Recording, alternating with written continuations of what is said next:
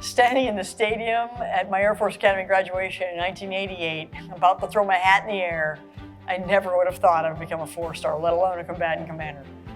But I'm happy the way life has played out, and I'm so excited to be here.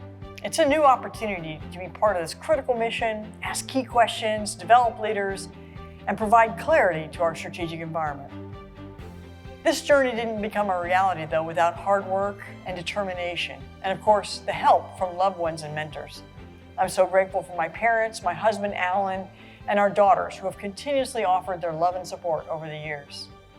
I'm also appreciative of all the mentors, senior enlisted, former commanders, and so many others who developed me along the way. I owe them all a big thank you.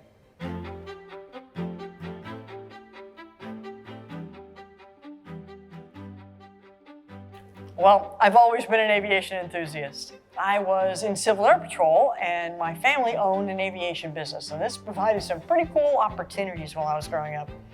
Opportunities such as flying banners down the beaches of Florida, advertising for Joe's Crab Shack, or teaching people how to fly. So yes, it's true, I received my pilot's license before I got my driver's license. But I also knew I wanted to do something more than just flying small general aviation airplanes, and I wasn't really keenly interested in flying for the airlines. I wanted to fly Mach 1 with my hair on fire. And I've always found the science behind aviation pretty interesting.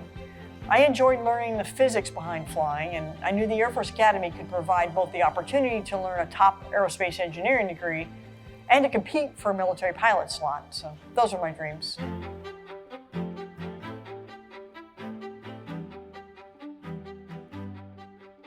I'd say because of my interest in flying, I felt it was the best path for me. But my road to the Academy didn't come easy. The first time I applied, I didn't get in. After failing the pull-up requirement to get into the Air Force Academy, I placed a pull-up bar in my home to remind me of the challenge and to ensure I trained so that I could pass it the next year when I would reapply. I also went to a local community college to academically prepare myself. Through determination and grit, I worked incredibly hard to meet that goal. I was not about to give up on my dream. The following year, I was accepted. And after graduation, another challenge presented itself when I was told I couldn't fly fighter jets because combat positions weren't open to women. So I became the best pilot I could be in the position I was given, which led me to being selected as a test pilot. And being a test pilot allowed me to fly a bunch of fighters, not just one.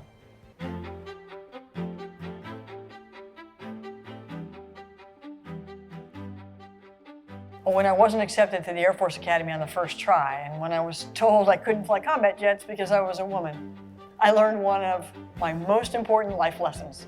Sometimes things don't always work out the way you plan. You have to keep trying if it's something you really want. Don't let someone else tell you no. Only you can tell you no, right?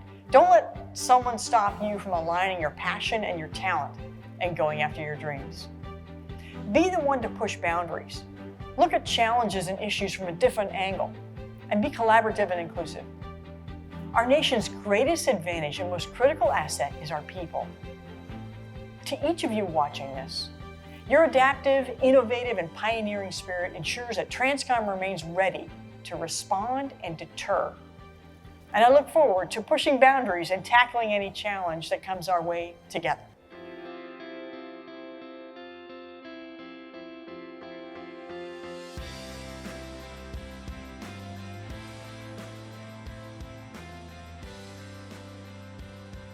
I'm a leader who wants people to truly understand their value to the organization. One of my favorite authors is Simon Sinek. If you're familiar with his work, you may have read Start With Why. I love this concept and question because when one understands the why behind a task, it helps to explain commander's intent and what needs to be done. This then inspires action and allows people to be creative and contribute their very best. I've always strived to be the best I could in the position I was given. I ask everyone to do the same.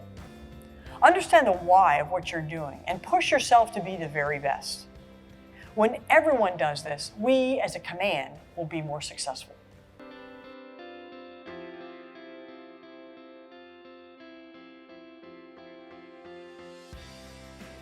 To be successful today and to respond at the speed of need, we must have a flat and collaborative organization. We must be able to sense, make sense, decide, and act faster than our competitors. In a future all-domain contested environment, you can expect that we will need to operate at a speed and scale that we've never seen before. To do this, we need everyone engaged. We must be inclusive and have diversity of thought and experiences within our teams. Diverse, empowered teams lead to better decisions and better results. Everyone's different backgrounds bring different solutions to our complex problems. I'm not just talking about getting a seat at the table. It's about participating and being heard in the decision-making process. We need to make sure that people know they're valued and that they can speak up. This type of culture within the command sets us up for success.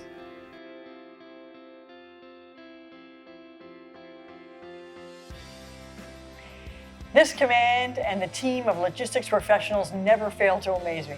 It's an honor and a privilege to be part of what TRANSCOM has done and continues to do every day. This past year, TRANSCOM operated through all 7 continents and moved nearly 2 million passengers and more than 1 trillion tons of cargo. Medical evacuation air crews executed nearly 7,000 patient moves, including 84 with critical battle injuries. You have been busy. TRANSCOM kept the military moving during a historic pandemic and delivered thousands of vaccines and supplies, all while taking charge of mitigation efforts.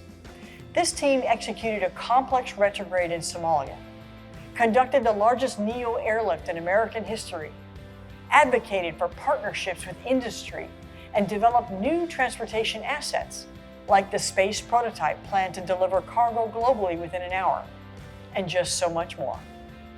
My initial impression of the TRANSCOM team is very strong, and there is no denying your commitment to the mission and, frankly, to each other.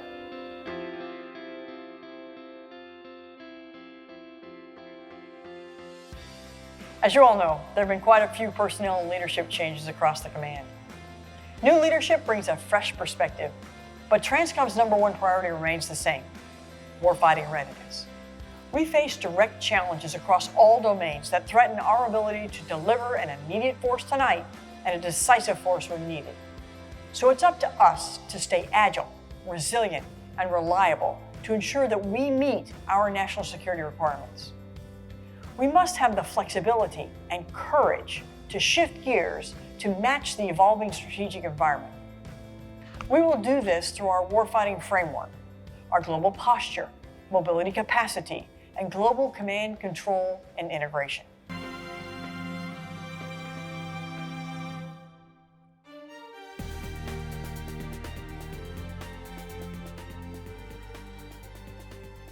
The fall meeting was enlightening, especially in my new role as the commander. It provided the ability to meet face-to-face with industry leaders and discuss the future and how our enterprise must adapt to the strategic environment changes.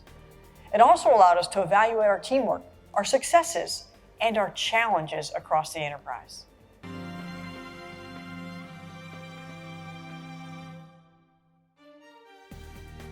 We need to continue to forge new relationships while strengthening prior relationships with our industry partners and allies as we address the future of defense logistics and transportation.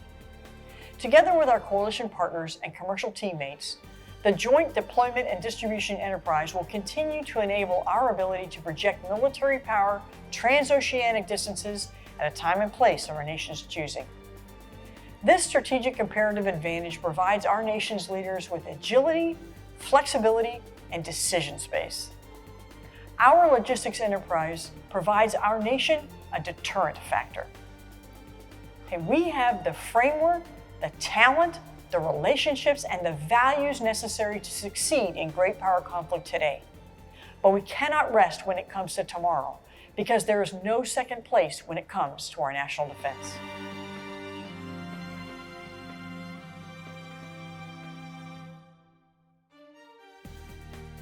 I believe in the strength of a good mentor. Taking the time to coach and develop our employees is the responsibility of every leader. By listening, educating, and building our teammates, it allows for everyone to have an opportunity to excel, and it ensures the development of the next generation of great leaders. Mentorship is important outside of the command as well. I'm an advocate for STEM education and developing a growth mindset in youth from every background. By promoting STEM within our schools, it secures the innovative and problem-solving advantages of our nation. I also believe it's important to focus on relationships outside the workplace to stay refreshed and healthy. My husband Alan and I have 4 daughters and many grandchildren, and we really enjoy spending time with our family and friends. I encourage everyone to ensure that they're taking the time they need to be with their loved ones and participate in activities that fill your cup.